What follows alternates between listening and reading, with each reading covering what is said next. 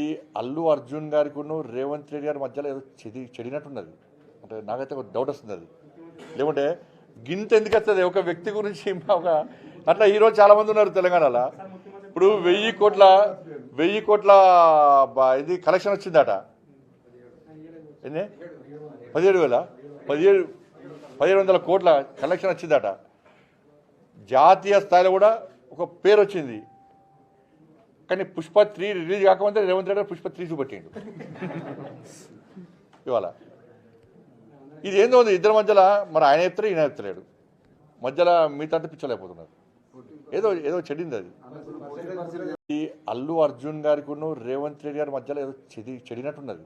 అంటే నాకైతే ఒక డౌట్ వస్తుంది. అది లేకుంటే గింత ఎందుకు వస్తుంది ఒక వ్యక్తి గురించి ఒక అట్లా ఈరోజు చాలామంది ఉన్నారు తెలంగాణలో.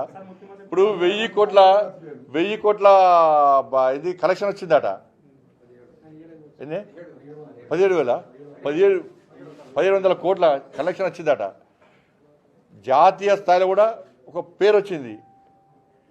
కానీ పుష్ప 3 రిలీజ్ కాకముందే రేవంత్ రెడ్డి పుష్ప 3 చూపెట్టిండు ఇవాళ. ఇది ఏందో ఉంది ఇద్దరి మధ్యలో. మరి ఆయన చెప్తారు, ఈయన చెప్తలేడు. మధ్యలో మిగతా పిచ్చలేకపోతున్నారు.